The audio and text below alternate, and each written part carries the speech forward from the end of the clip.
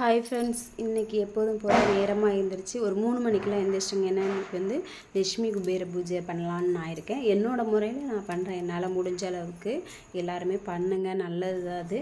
அப்புறம் காலையில் நான் ஒரு 2:30 மணிக்கெலாம் எழுந்திரிச்சு கொஞ்சம் நேரம் உட்காந்துட்டு ஒரு 3 மணி போல் போய் குளிச்சுட்டு அதுக்கப்புறம் நிலைவாசலுக்குள்ள எல்லாம் ரெடி பண்ணி வச்சுட்டு உள்ளே சாமியெல்லாம் கும்பிட்டு நான் பாப்பா அவங்க ட்ரெஸ்ஸு, என்னோடய ட்ரெஸ்ஸு, வெத்தலை பாக்கு, தேங்காய் வாழை உடச்சி அதுக்கப்புறம் நேற்று அதிரசம் மட்டும் சுட்டு வச்சுருந்தேன். மற்ற பொருளெல்லாம் சுட நேரம் இல்லை, அதனால் அப்படின்னு சொல்லிட்டு வச்சுருந்தேன். அதை எடுத்து வச்சு சாமி முன்னாடி உருளைக்கெல்லாம் பூவெல்லாம் போட்டு சாமிக்கெல்லாம் பூவெல்லாம் எல்லாமே வச்சு விட்டுங்க. ஏதோ எனக்கு தெரிஞ்ச மாதிரி ஓரளவுக்கு சாமி கும்பிட்டேங்க. எல்லாருமே கும்பிடுங்க, நல்லதே நடக்கும், நல்லாவே இருக்கும் அப்படின்னு தான் நான் நினைக்கிறேன். நீங்களும் அதே நினைங்க.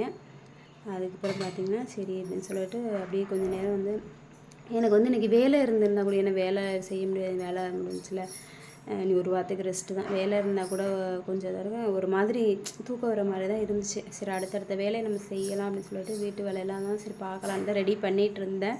அதுக்கப்புறம் நான் பட்டாசு எல்லாமே எடுத்து வச்சு சாமியெல்லாம் கும்பிட்டு முடிச்சுட்டு அதுக்கப்புறம் அம்மா கொஞ்சம் லேட்டாக தான் வந்தாங்க. சரி பலகாரம்லாம் செய்யலாம் அப்படின்னு சொல்லிட்டு அவங்க அதிரசம், கொஞ்சம் முறுக்கு, இந்த ரவை பலகாரம் செய்வாங்க அம்மா, அது செஞ்சாங்க.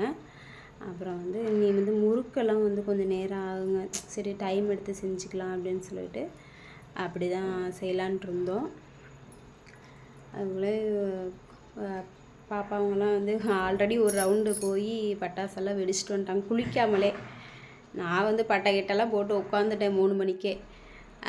பாப்பாங்க ஒரு ரவுண்டு போய் பட்டாசெல்லாம் வெடிச்சிட்டு வந்தாங்க. வெடித்து அதுக்கப்புறம் மறுபடியும் தலைக்கெல்லாம் ஊற்றி விட்டு துணியெல்லாம் போட்டு விட்டு அதுக்கப்புறம் பறக்கிறாங்க கிடந்து பட்டாசு வெடிக்கணும்னு. அவங்களெல்லாம் கையிலே பிடிக்க முடியாது போலங்க. நமக்கு தான் பயமாக இருக்குது, ஐயோ ஏதாவது கையில் பட்டுருமோ காலில் பட்டுருமோ.